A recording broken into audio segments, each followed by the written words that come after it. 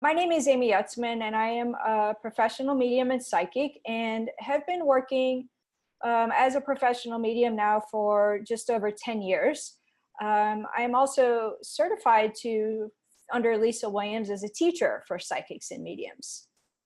And so when the New York Times article came out February 26th, I wanted to address it. And so tonight we're here to speak about how do you know when a medium is making a true connection? And the New York Times article that I'm referring to is Inside the Sting Operation to Expose Celebrity Psychics. And that again was written by the New York Times. I just want to say very clearly here, this is my experience, my philosophy of being in the field for this many years.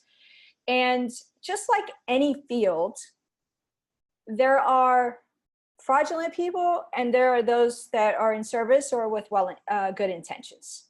And so what we did was we broke out the categories so I can help you know that you are working with a true medium or psychic. And here on out, I'm really going to refer to mediums.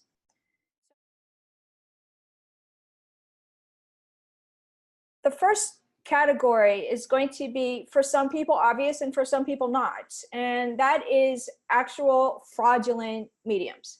These are people who really, they're not mediums. They will ask you to come in. They will, if you make an appointment with them, they will often want you to see you in person. They will want you to pay cash. And they will usually tell you big, bad, scary things. You know, these are very predatory. They will say things like, oh, I know you've had a traumatic loss and that person is not in a good place. Oh, I need to pray for you. They may sell you candles to do so. And you might be in there with them for 15 minutes and they say, no, no, no, we have more work to do. Please lay aside more cash. You know, we have people like this. They're online too, actually. And so what will happen in this instance is it's not over yet. You may leave after 30 minutes and what's going to happen? You're going to feel upset. You're going to feel worried about your loved one. You know, you're going to be scared for them, you know, and you're going to have those thoughts. What can I do? I need to make sure my loved ones are okay. This is exactly what they are trying to evoke from you, because they want to engage you in a relationship where you just keep coming back and pay more and buy things, candles, and give us some of your jewelry and give us some of your money so I can bless it for you. That way I have a connection to your loved one. This is categorically false. This is not mediumship at all. I want to be clear. I have had clients that have run into this and I have had them call the police. So if anybody gives you a set price for a time and you don't go over that time, but they kind of try to keep you going and they just want more money, or they call you after a reading, you know, and they tell you these things, be cautious and really think that through. You know, that is a big red flag. Readers do not generally call their clients after a session. A true medium is not going to want to be working with you every single week. It doesn't work that way. We don't need items from you to bless them. So please do not fall for those scams, okay? In my experience, our loved ones are way better off than we are. We don't need to do things to cross them. We don't need to be doing blessings for them. They do love when we pray for them. They do love when we speak to them. But you don't need a medium to have that kind of daily conversation with them. You can do that too. So that is the most obvious of frauds. And you've seen it on the news. You've seen people get arrested for it. It may, just like any industry, it makes all of us now look bad. And that's truly not the case. The next scenario in the fraudulent category, we have two, and you're going to hear about these two often. You hear about hot readings and cold readings. And I want to define these for you, and I'm going to give you an example of each one. Now, these hot readings and cold readings in this area are by people who are not mediums. This is the one I'm referring to in this, because cold reading will come up again later. With a hot reading, an individual has gone online and found out all of your information. Now, what's tricky about this is they will speak like a medium. They will feign compassion. They will use words that seem spiritual. They will make you, feel good about it. And you will feel like, wow, oh my gosh, it's amazing. But how do you spot this? Well, if the information is 100% accurate, then you have to wonder. I mean, if every single detail is absolutely 100% accurate, you have to wonder, because no true medium is 100% accurate. That includes me. So no medium is 100% accurate. I often will tell people there are going to be some no's in this reading. I need to know about the no's. So that is important. So, but I want to also be very clear that there are extraordinary mediums out there that do get names and dates. So how do we separate this out, right? It goes like this. So I just want to share with you that actually, I think it was last night, Nancy and I decided to do a look online about with her grandfather. He passed in 1994. Okay, so we thought, I know him from the other side. I never met him here. And so we thought we probably won't find much, but we were shocked at what we found in 5 minutes. And so I can tell you that I know him as one name. I got his full name here. I can tell you that he was born in 1991, born in 1901. And news to me, but he had 7 siblings. So right here in 5 minutes, I find out he's born in 1901. He has 7 siblings. I have some of their names here. Sarah and Annie are here. He married Anne. They had 3 children, and 2 out of the 3 children are named right here. He passed in 1994 at the age of 93 in California. I'm like literally reading. Look, this is what we found. I'm not kidding. First page, Google, 5 minutes. He has a son who also passed. And right here is his son's name. And he was born in Toronto and passed in Massachusetts at the age of 43. So within minutes, I have all of this information. And so here is what it could come across in a hot reading. Okay.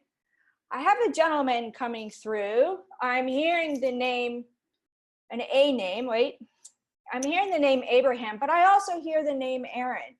Now, I want to go to California with Aaron, and the year 1901 is coming up. And I know that he had 3 children. And I also, I'm tied to California with this man, and he's giving me the year 1994. But he's also referencing Anne. And wait, I feel as though he has a young man on the other side, perhaps a son. I feel he has a son with him, and I'm hearing the name Mark. And Mark, as I hear the name Mark, I'm hearing Harvard. And, in 1967, okay, so as you see, I'm delivering this in a way that most readings go, but the difference is I'm giving you a lot of facts. Nothing wrong with facts. We want facts in a reading. What we're not getting in some of these, in these hot readings, what you don't get is the personality of the individual. That will not come through. Now, I know this man from the other side, and I know him to be jovial. He's very funny. He's very lively. He's very active. He's also a devout man. And that's what I know about him. Some of these things that, actually most of this paper, I learned the other night. And so the differentiator in a hot reading is, do they bring through personality? Do you feel like your loved one is right there? Or do you feel it's a spouting off of just facts? Have they talked to you? Has the medium talked to you about something present day that no one else knows about? That's not online anywhere. There's no video, there's no pictures of a party, you know? Do they know about that? Does the loved one bring through just a special moment where it was just between you and them, even though that they're on the other side? You know, we're looking for nuanced details in a true connection. It's amazing to spout off facts, and we do want facts in a reading, you know, also referred to as evidence. We do want those, but we also want the true, bringing that true individual back to life for a moment. And so what happens after a hot reading is you feel like you're blown away. How could you not be? How could they know all of these things? And then sometimes you go, that was almost too good to be true. And you go and you look up your information and you see it all laid out there. That does not feel good, and that does not bode well for true mediums. And I'm here to tell you that true mediums with ethics and professionalism do not do this. So this is why I'm so passionate about this. I mean, you can probably sense it right here, you know, and I'm not calling out anyone, but it does happen. So there's a third piece to fraud, and it's a flat out cold reading. This can also be done by somebody who refers to themselves as a mentalist. They can do it too. So they pretend to be a medium, but this is what they do, and they do it in groups all the time. And it's actually really fascinating to watch because, and this is where you come in as well. So let's just say there's an individual that pretends to be a medium and they're in front of a group. And what they're watching for is they're watching your body language, and they're looking to see how you respond. You know, they're watching. And for the ones that respond and are so eager, you're leaning forward in the chair, the tears are almost coming already. Why? Because you so badly want to hear from your loved one. Well, we all do. All of us do. Everybody has that anticipation. But you don't want to feed the medium. You don't want to give too much. Let them do that for you. You're there to have the connection. The medium should be doing the work, not you. Now, you can contribute with it makes sense or it doesn't make sense. It's important that you say no when it doesn't match up for you. You should not be worrying about how the medium feels if you say no. We need to handle that, not you. Okay? And I really want to emphasize that because I have so many people say to me that it's not making sense, but then I don't want to say. It's critical that you say no. Because if we need to readjust or reconnect or get more information from that person coming through on the other side, then we need to do so. And if it's not matching you at all, then perhaps we don't have a link. It's important, you know. When we go for a reading, we're absolutely vulnerable. But if we're too eager and we're providing all the information, somebody doing a cold reading has got you like this. So how does that go? Okay, it goes like this. There's a whole room full of people here. I have a man coming through that feels like a father. Anybody lost a father? How many people are going to lean forward, perk up? And that person is scanning the room and sees this vulnerable woman sitting there, feeling emotional, just leaning forward already.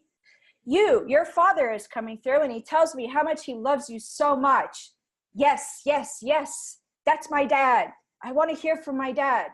But what has the medium really told you? Nothing, other than there's a man that has passed here and you've leaned forward and you're claiming your dad already. And so now this medium may go forward and say, now he tells me he died from the heart. Oh no, he had cancer. Yes, but it affected his heart. His heart stopped. Well, it's not, well, somebody's heart is going to stop when they pass away. But if you're saying no, that they had cancer and the person is pushing upon you and making it fit, then it's not really working, is it? That's not really the best way, is it? And in all of these instances, give me more money, call you, cold reading. Every single instance, what's happening in here is an individual is preying upon your emotions. They are taking advantage of your vulnerability. A true ethical medium will not do that. We care too much.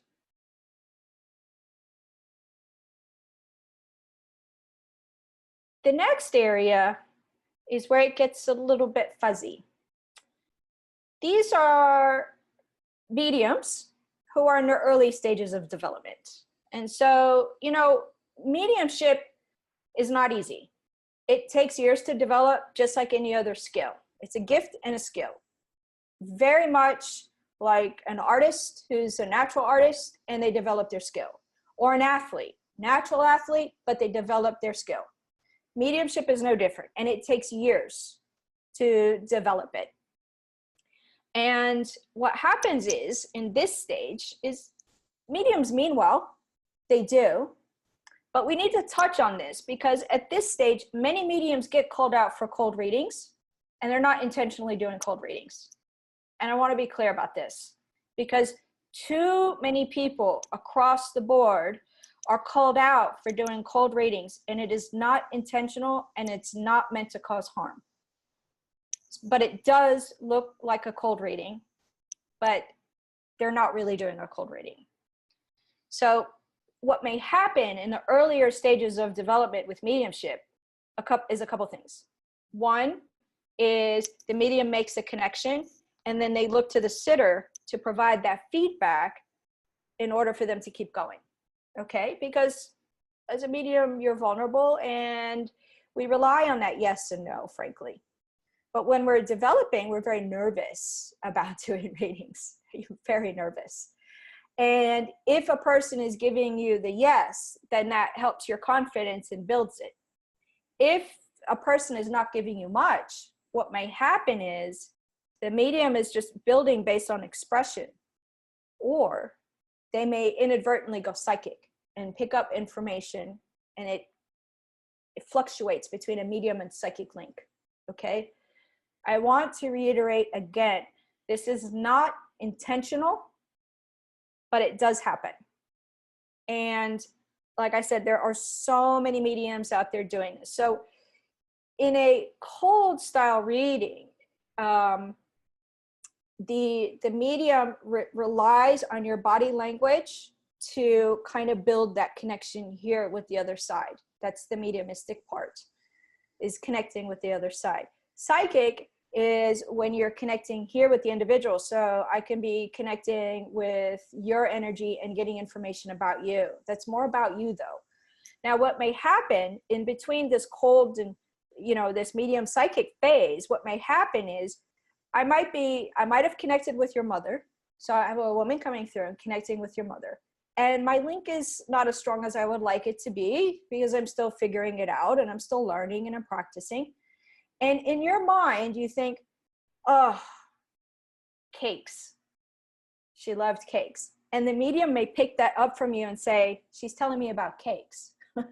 And you go, yes. Now there's some confidence here and the medium can go more. Now, in this stage with development, and we can only hold our energy for so long. And what you'll find is that you'll find the compassion. You will leave feeling good, but maybe wanting a little more. That's okay. And you will still feel like you had that connection.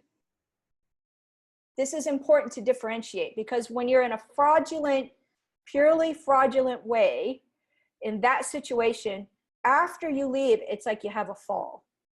It doesn't feel good. Something doesn't feel quite right. You don't feel the true compassion. You have too many questions. Like it doesn't even necessarily feel good to you or authentic.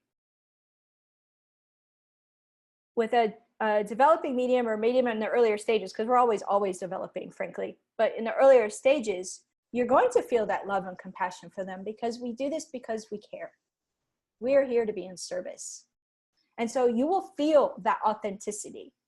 Maybe you'll want a little more depth out of the reading.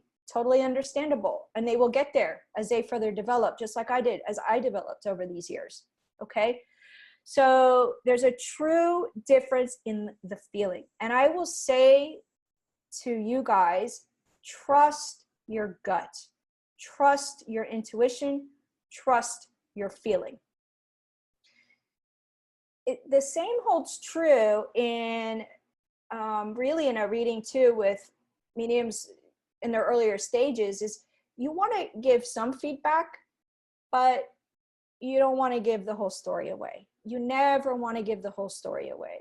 We have to do that for you. As a matter of fact, I'm here to tell you from our end, I don't need to know the whole story. That's between you and your loved one. I'm just the middle person to give you some information and make that connection.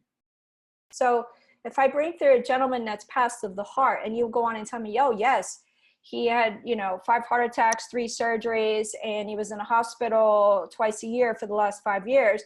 And at the same time, he's telling me I've been in a repeating cycle in the hospital. I was sick a lot and had many procedures. I can't say that now. He can't say that because you've already said it for him, right? You don't want to give too much information. So the best you can do here is say, I understand that. I'm not sure. Yes, I'll have to check into that. No, that doesn't fit. That's for any reading. But please do go with your gut and trust your gut on this. The last piece here really is mediums with well-developed skills. And notice that we are using the term skill because it is a gift and a skill. We have to work at it to develop it. So what you get in a more developed reading is you're going, first off, that don't need to see you at all. As a matter of fact, I'm just looking at myself here tonight right now. So you don't, phone readings work, video readings work. You don't need to be in person. Okay. That's, you just don't need to be in person. And you have a greater flow of energy. You tend to get more than one person from the other side coming through. It may not be unusual to have more than one individual connect with you in a reading.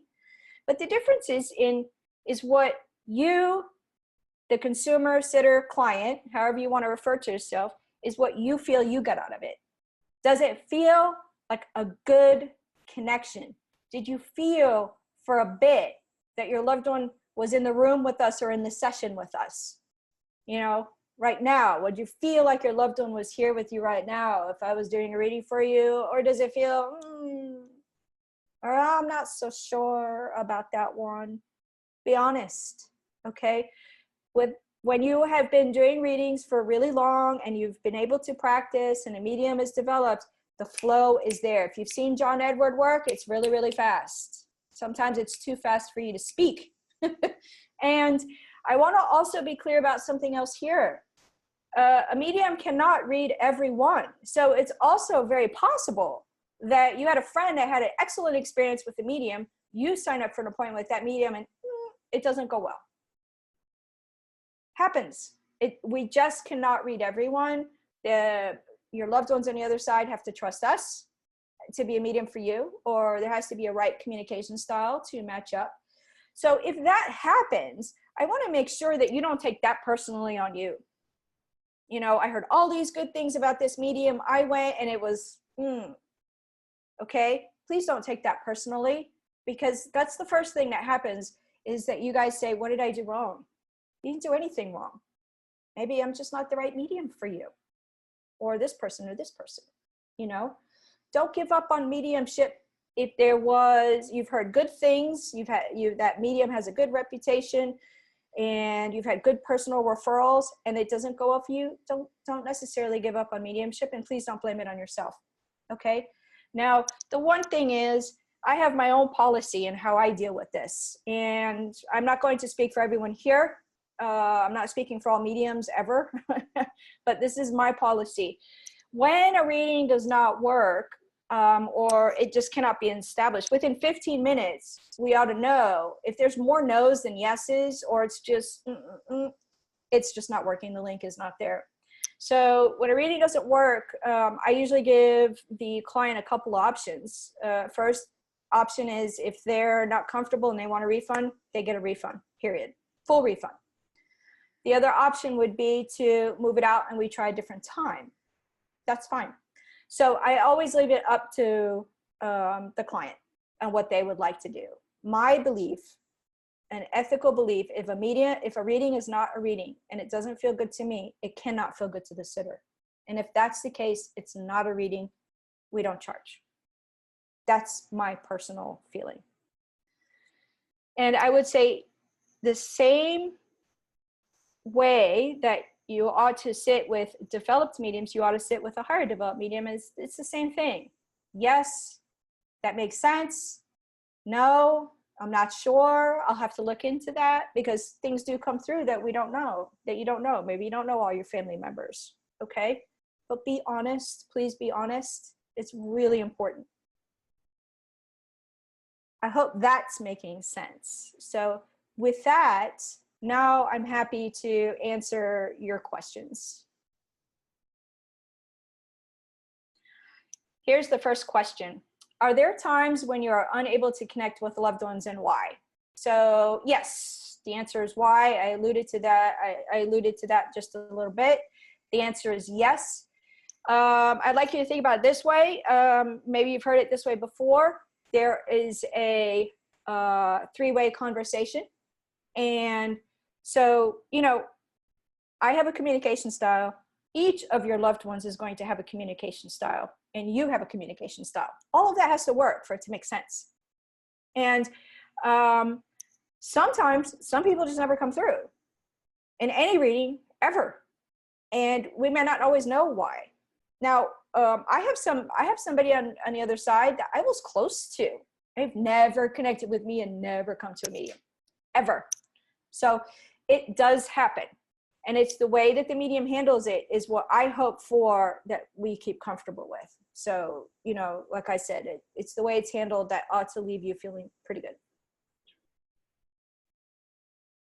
We can't always know the whys to why that happens, though. Sometimes it's timing. Things are going on, and then we try it again in a couple of weeks, and it just blows through. So there's many reasons to why it cannot happen, but it does happen. Okay. Here's the next question. How do I tell a medium that the information isn't correct? So during a reading, a medium should give you some pieces of information and then check in with you and allow you that opportunity to say yes or no, I don't know, maybe I'll have to check into it. It should go something like this. I have a gentleman coming through. He's on the father's side of the family. I'm seeing dressed in khaki pants and a button-down shirt with shirt sleeves. Now, he does tell me that he's quite religious, and I know that he had 2 children when he was here. And I also feel that he passed kind of suddenly, but I knew there was illness with him, but then there was a turn of events and he passed quickly. Does that make sense to you? That's how it should go. Is you have enough pieces to get started, and then we check in. And if you say, oh, you can say things, I don't know who that is. Don't be shy. If you're worried about hurting a medium's feelings, you're not going to get a good session. And the thing about readings is you're in a very vulnerable place, and we must keep in mind that we are talking about a financial, emotional, and time commitment, all involved in a reading. So it's important that you speak up and you say, I don't understand. I'm sorry, I don't know who that is. Okay? That way the medium can thank that individual for coming, and then we shift to another person on the other side. So there's ways for the medium to handle that as well. You know, if you say yes through the whole thing, and so, you know, as a medium, you're getting these connections. And if the sitter's saying yes through the whole thing, you're like, sometimes the medium might feel a little bit off, and you're still checking in, and the person's going, yes, yes, yes. I've had this happen. And then at the end they go, I don't know who those were. Please don't do that. Who does that help? Who does that serve? We're here to give your loved ones a voice. We're here to give them some time to visit with you. So if you're just saying yes and then you turn around and say no, what does that serve? Right? So let's remember, these are people on the other side, and we have to treat them as such. You know, if you're looking to connect with a specific individual and they don't show up first, please don't throw your grandmother out of the room by saying, I don't want to talk to her, I just want to talk to so-and-so. Would you throw her out of your house that way? I don't think so. So let's have the respect and the love and, you know, the sacredness behind this. Let's keep that in mind. Okay, here's the next question. Do you really think a phone discussion is as good as face-to-face? I absolutely do. As a matter of fact, these are my favorite readings. I love doing over the phone, and here's why. Is because I don't get thrown off by your expression. It's the ultimate trust. And the reason it doesn't have to be face-to-face is our loved ones come and go and they visit us anywhere. You know, the spirit world is right next to us. So, and let's also keep in mind, we are speaking to smart people. They know what's going on here. So we don't need to be in person and feel energy to energy. Save that for energy work, which also can be actually done long distance. So save it for acupuncture.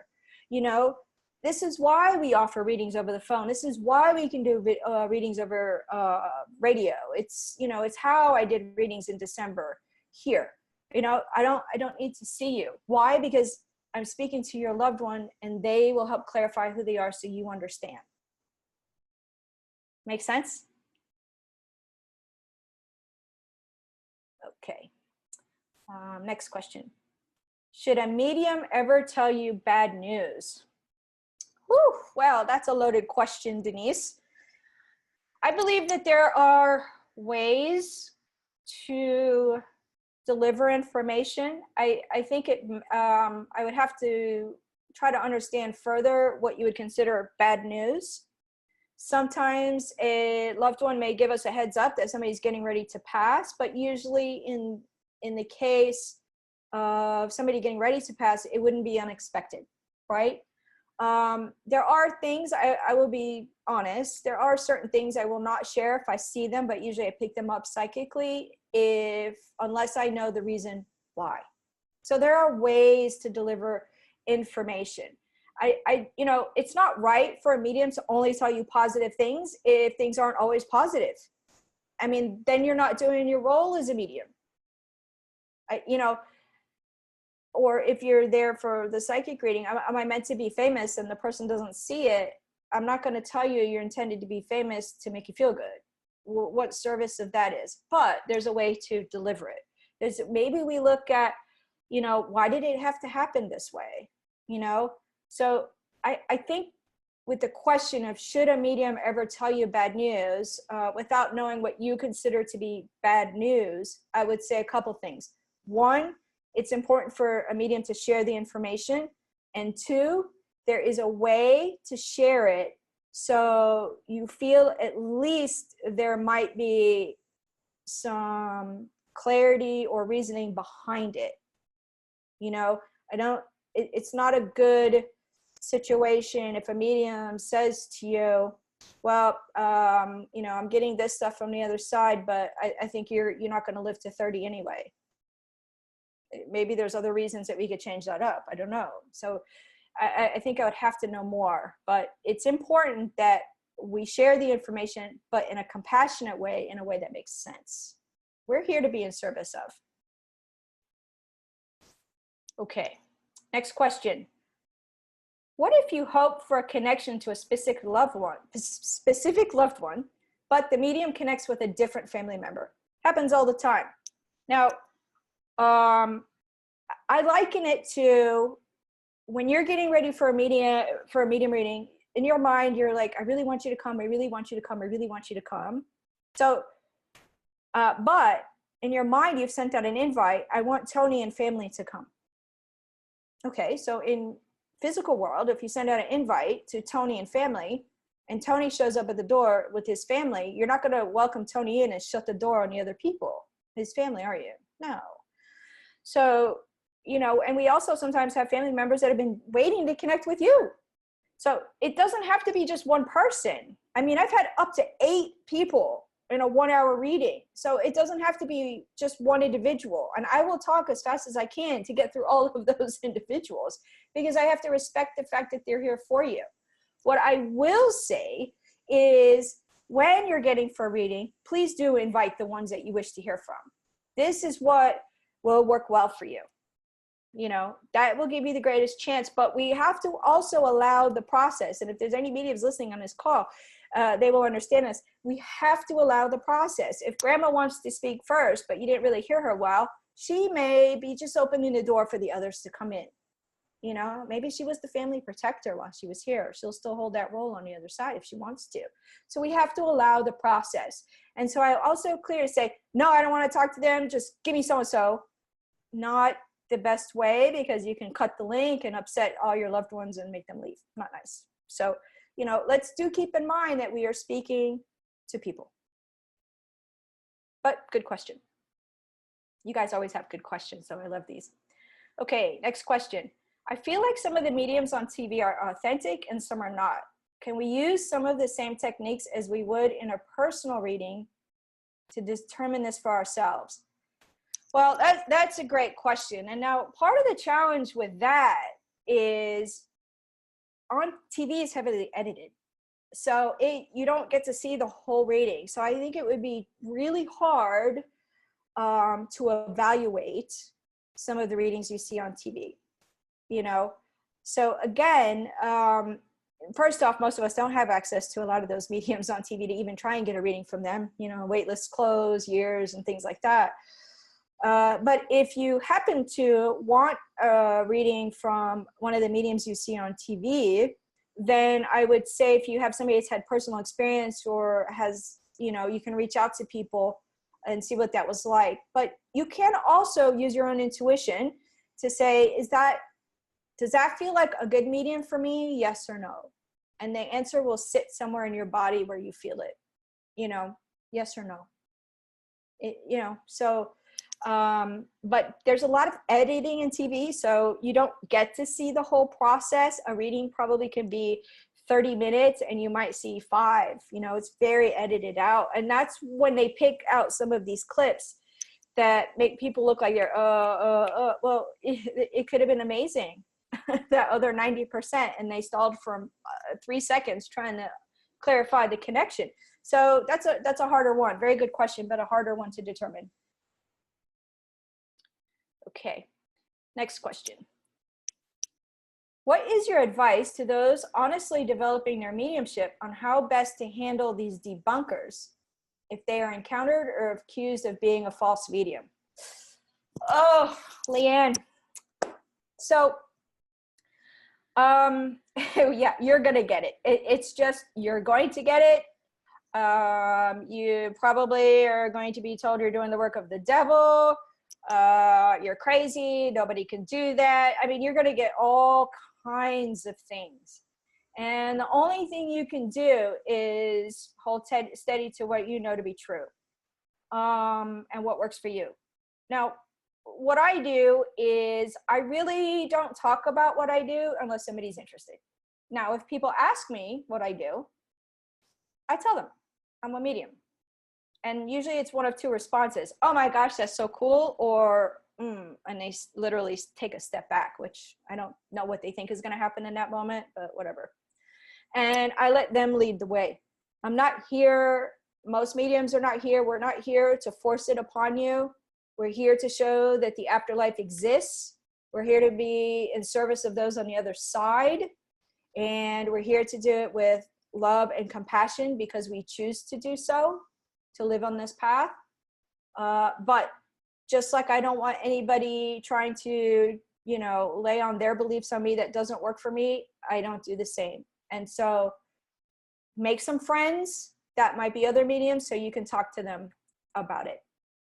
Okay, so hopefully that will help, because you're going to get it. You're just going to get it. There's no 2 ways around it. Okay. All right, here's a question. How long can you keep a connection? Well, I can keep a connection. Really, it depends on the other side, how long they're here. So I did a reading earlier for an hour, medium only. So I can usually go up to an hour mediumistically. Every now and then they will leave a little bit sooner or a little bit longer. So I can hold, but it's not usually one individual in the whole hour. That's usually pretty unusual. They might hold 30 minutes for a long time, which is a long time, one individual. So in a medium reading though, in my case, I can easily go up to an hour, and usually we have multiple people that we're speaking with though. So that's for me. But I will say in my early stages, I started at a whopping 15 minutes and then built up over time. So you see, it's development, you know, and a lot of people do 30-minute readings. A lot of people, even, you know, really highly developed mediums do 30-minute readings. So I think it's also up to the medium what works for them in that instance. Okay, next question. How long should we wait between readings? My recommendation is that we wait 6 months to a year between any reading. And the reason is we have to allow life to play out. You know, it's important that, you know, if you've done a good reading, you've had a good reading, that, you know, you also have to live. And we can become dependent on readings. And I understand it. I really do. Because we so badly want that connection with our loved ones on the other side. We crave it, we want it. But what happens is if you get too many readings in a row, your loved ones show up, they're here for a little bit, and then they say, I love you. And then the medium is waiting, but we've just had a conversation, so they don't have much more to say at this time, you know? So that's why we usually recommend 6 months to a year, is let life play out a little bit so you can have a, you know, a full session. There's a lot to talk about. Yeah, there's, you know, if we do it too often, sometimes I'm not kidding you, and they're just, they've answered what they're doing. They've let you know that they see what you're doing, and they're like, yeah. So, all right. There's nothing more entertaining than that for me. So what do we do now? All right, next question. Is there such a thing as your loved one not being there any longer because they have moved on? If you've had this experience, where have they gone on to?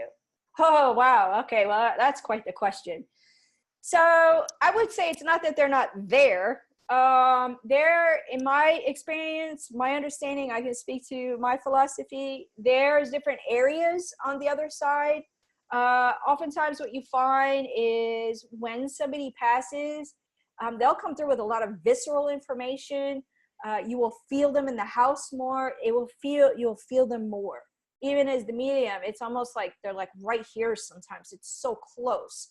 And they will describe their appearance, and, you know, I mean, you just get so much. And then if they decide to shift to a different area, more on the ethereal level, it's called, if they shift there, what happens is their communication style shifts too. So you don't necessarily feel them as solid, and they tend not to, as I noticed, they tend not to speak about when they pass anymore. They want to talk about bigger things. You know, they want to encourage you more too. And so it may feel different. But that being said, there's no rules or one size fits all to this, because again, we're dealing with people. I've had mothers come through that have been gone for 40 years and they feel like they're still standing in the room. Why? Because they're still here watching out for the children. How beautiful is that?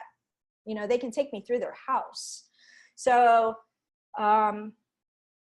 you know, there's no one size fits all, and they're not really leaving per se, but the communication may feel different or less often. That's how I would wrap that up. Okay, I'm going to do, I think, 2 more questions here for you guys. Okay, let's just see what else we have. I'm looking here. Okay. Do loved ones that passed have the ability to guide the person on earth to a medium? Oh, that's a good question. Yes, they do. And usually if you're, the way it comes about, how I know that this has happened, the way it comes about, people are like, I don't know how I found your name. It was like just there, and I felt pulled, you know? So yes, they can. And usually it will be in a weird way for you, that it's just like, I don't know why this person keeps popping up for me, but they do. So I'm going to check them out. So yeah, if your loved one thinks that they have found the right medium for them, absolutely they can help guide you to that medium. Pretty cool, because it's really wild ways that they can do it. All right, one last question here. Oh, can you talk about what your spirit guide can provide to your customers? Okay, so you have a guide. I have guides. Guides, and at least for me, when I'm doing readings, tend to work more in the psychic realm when we're doing psychic stuff. So they're here to provide guidance. They're not here exactly to tell us what to do. But I often find, at least for me in the psychic realm, a guide will provide powerful, deep soul information. Amy, may pick up things psychically that you're having financial issues, or, then there's, they're wanting to move and there's job concern. And then a guide will step in and tell me that the essence of this soul is, I mean, it's deep, it's pointed, it's very put together, and the person is usually like taken aback because it hits them at the soul level. So guides are invaluable to mediums, and they are invaluable to you. Now, we may be the voice for them sometimes, but we did a webinar on guides before. It's on YouTube. You can see about learning to connect with your guides there. Okay, I've decided to do one last one here for you guys. All right. Do you have any advice to those of us studying mediumship? Well, first off, if you're studying mediumship, congratulations. Yay for you for taking a big step on following a soul's journey. I would say study under those that you share a philosophy with. A lot of mediums out there, and we don't all necessarily have the same personality. We don't have the same style. Follow somebody that you feel comfortable with. Do take some classes. Practice, practice, practice, practice. There's a lot of groups on Facebook for mediums. Any of your friends that are open to it, and their friends, and so on and so on. Practice, practice, practice. The two biggest hurdles for you are going to be trust and doubt. We all run into it, sometimes still. And I would say to put your trust and faith in those on the other side and your guides, and push you out of the way and trust the process. Because medium readings aren't about the medium. They're for the other side, and they're for here. And so the more you keep your mind out of it, the better the mediumship connection is. So I will always say, Amy's outside the door, the medium is in the room right now. It's not about me. And the more I keep myself out of it, and the more I just trust with what's coming in, like, why am I seeing a pineapple right now? I don't know. Happened in a reading, I swear to you. And I said to them, person just showed me a pineapple, and they burst out laughing and said that was their nickname. It's like one of my favorite stories ever. Now, if I would have gone on thinking about what was that pineapple about, I would have made up a story, right? I would have inadvertently built up a story versus trusting what the other side is getting. So try to keep your ego out of the way. Try to worry about not being 100% right. Oh my gosh, I have to get this right. I have to get this right, because then you're creating a charged energy, when really you want to create a flow. It's a gift. It's a beautiful thing we get to do. It's sacred work that we get to help somebody who's passed and bring them into life for just a little bit, isn't it? Let's keep it in that way. As you do that, then it will flow for you. And as you do that, you'll find that you'll get to a place, and then you're like, oh, I will grow more. Because it's progression. We grow, we grow, we grow.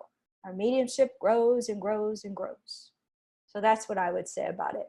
And I thank you for your questions. I thank you so much for joining us tonight. You guys, as usual, ask very great questions. And, all the best. I hope we have helped to at least give you some empowerment and guidance on how to make sure that you're finding a medium that works for you, you know, help you clarify, are they making true connections, you know? And let's be fair about it. We all have to develop. It doesn't mean ill intent, but you should still come away feeling good from that. It's with those that don't have the good intent that you feel just a little not sure about. Okay. So, have a great evening, everyone. It's an honor for me to be able to answer these questions for you, provide some guidance, and I just love it. So thank you all so much. Have a great evening. Good night.